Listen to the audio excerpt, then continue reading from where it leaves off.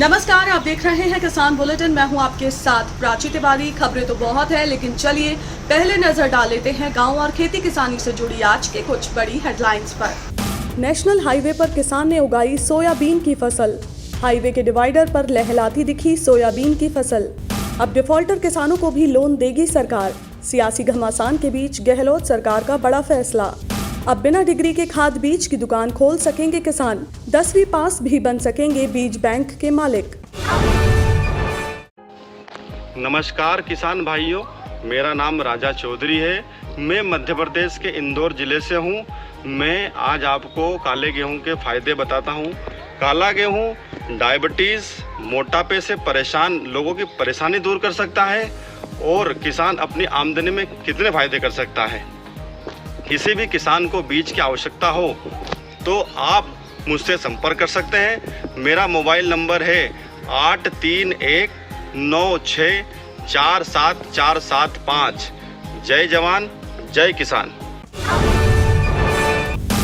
मध्य प्रदेश के बैतूल जिले के एक किसान ने एक ऐसा कारनामा कर दिखाया है जिसके बारे में शायद ही आपने कभी सुना होगा। दरअसल बैतूल के एक किसान ने बैतूल भोपाल नेशनल हाईवे पर बने डिवाइडर पर सोयाबीन की फसल उगा डाली है और जैसे ही इस बात का पता नेशनल हाईवे अथॉरिटी को चला तो वो खुद भी हैरान रह गए। दरअसल पिछले काफी समय से बैतूल से कई किलोमीटर दूर भोपाल की तरफ आने वाले हाईवे पर NHAI Betul Bhopal national highway का निर्माण कर रहा है, मगर बीते कुछ दिनों से यहाँ हाईवे के बीचों बीच डिवाइडर पर सोयाबीन की फसल लहलाती देखकर हर कोई हैरान है। इस फसल की लंबाई को जब नापा गया तो पता चला कि नेशनल हाईवे के बीच बने डिवाइडर पर 10 फीट चौड़ी और करीब 300 फीट लंबी जगह पर लल्ला यादव नाम के एक किसान ने सोयाबीन की बोवनी कर दी है। इस पूरे मामले को लेकर किसान का कहना है कि उसने अपने खेत में सोयाबीन की बोवनी की थी, लेकिन बोवनी करने के बाद उसके पास 5 किलो सोयाबीन का बीज बच गया था। बीज खराब ना हो इसलिए डिवाइडर पर डाल दिया था, लेकिन जब थोड़े दिन बाद वहां पर सोयाबीन की फसल निकल आई तो किसान ने उसको पानी और दवाई देना शुरू कर दिया। खैर, किसान ने फसल तो उगा दी, लेकिन अब प्रशासन इस पर क्या फैसला लेता है ये तो बात की बात है। राजस्थान में चल रहे सियासी घमासान के बीच गहलोत सरकार ने किसानों के लिए एक बड़ा फैसला लिया है, जिसके तहत सरकार अब राज्य के लाखों डिफॉल्टर किसानों को भी कर्ज देगी। एक जानकारी के अनुसार प्रदेश में ऐसे 5 लाख किसान हैं जो डिफॉल्टर्स की लिस्ट में शामिल हैं, लेकिन अब सरकार उन्हें फिर से कर्ज देने जा रही है। हालांकि किसानों को सहकारिता विभाग से लिया हुआ कर्ज ब्याज समेत वापस करना पड़ेगा। जितना बकाया ऋण और ब्याज की राशि किसानों ने जमा करवाई है उतना ही किसानों को ऋण अब मिल पाएगा। हालांकि किसानों को सहकारिता विभाग से लिया हुआ कर्ज ब्याज समेत वापस करना पड़ेगा।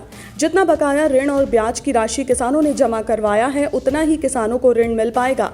सहकारिता मंत्री उदयलाल आंजना का कहना है कि सरकार अब डिफॉल्टर्स किसानों को भी ऋण देगी ताकि सभी किसानों को इस योजना का लाभ मिल सके। आपको बता दें कि राजस्थान सरकार खरीफ सीजन में करीब 23.5 लाख किसानों को कर्ज दे चुकी है, तो वहीं अब 5 लाख डिफॉल्टर किसानों को मिलाने के बाद ये आंकड़ा कुल 28 लाख तक पहुंच जाएगा। केंद्रीय कृषि एवं किसान कल्याण विभाग ने अब किसानों और खाद्य विक्रेताओं की सहूलियत के लिए एक बड़ा फैसला लिया है। दरअसल जहां पहले खाद्य विक्रेताओं और कीटनाशक दवाओं की दुकान खोलने के लिए दुकानदार के पास diploma in agriculture extension service for input dealers programme की डिग्री होना अनिवार्य किया गया था, तो वहीं अब खाद और बीज की दुकान खोलने की राह में अब डिग्री आड़े नहीं आएगी। विभाग द्वारा बीज बैंक योजना को बड़े पैमाने पर शुरू किया जाएगा। वहीं अब खाद और बीज की दुकान खोलने की राह में अब डिग्री आड़े नहीं आएगी। विभाग द्वारा बीज बैंक योजना को बड़े पैमाने पर शुरू किया जाएगा। इस योजना के तहत देश भर में जिलेवार बीज बैंक स्थापित किए जाएंगे और साथ ही किसानों को बीज बैंक का लाइसेंस भी दिया जाएगा।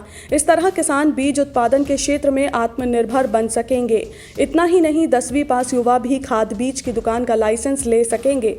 हालांकि इसके लिए विक्रेताओं को कृषि विभाग में 15 दिन की ट्रेनिंग लेनी होगी। इसके बाद ही उन्हें खाद बीज बिक्री का प्रमाण पत्र दिया जाएगा।